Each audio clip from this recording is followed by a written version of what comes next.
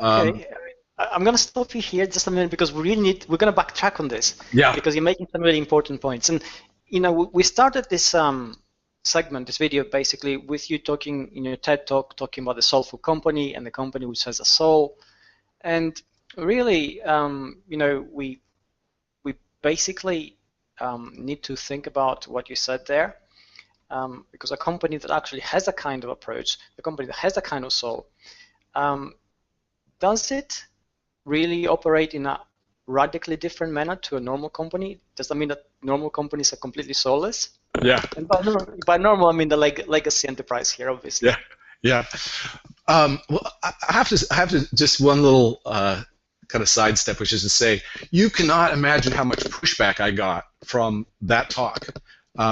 A lot from my family, but and even I think when you start talking about terms like the soul, and you connect it with companies like even companies that we've kind of grown to love, like Google or REI, or it kind of, people feel a little bit odd, and it makes some people mad. So I will. That's the preface to what I'm about to say. One of the points I was trying to make in that talk, that TED Talk, was that the soul, for lack of a better term, is where all of the good stuff is, right? It's all the really interesting stuff that our creativity, our ability to connect, empathize, all of those things that are just so valuable and becoming more and more valuable, especially as we automate, right? That's the stuff that is hard for automation to copy. So when you're a company like Amazon,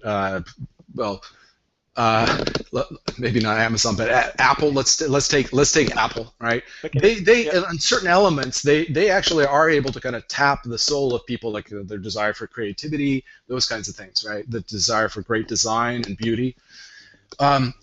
The question is, what's really going on there? Are they kind of tapping the soul there and using it as a force? And if so, what for, right? What's the end goal? I take this, I kind of step back and I look at this and I go, as a human being, I can try to use my soul as a way to make more money. And there's something about that just feels kind of creepy, right? Just a little bit, yeah. Right? So, but I think when you look at this question of the social business, there are lots of good reasons for doing it as a way to make the business stronger, to make more money, and it actually works. There's proof that doing good to do well, that's kind of the phrase, do good to do well, actually works. But I think that the people who I've seen do this the best, and these are the folks who, they're not doing it for that. They're doing it because there's something inside them that is pulling them there. And then they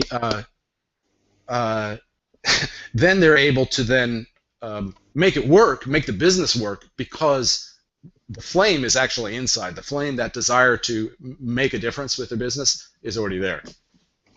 It sounds like there's a lot of passion and perhaps not as much structure in a social business or a soulful company. And perhaps there should be a little bit of structure in that, helping to channel it. But this is just a suggestion, because I'm going to ask you a question now. Yeah. And the question is, well, from the we see very few companies, relatively speaking, that actually do this. There are very few companies that go down this path, and that would suggest that there are inherent difficulties in a social business model, which we perhaps gloss over because from our perspective it makes perfect sense to get there. From our audience's perspective, it makes perfect sense to get there. But I don't run multi-billion-dollar business. The audience doesn't, and those businesses seem to have a logic of their own which simply doesn't quite grasp where they should be getting at or how they should change in order to get there.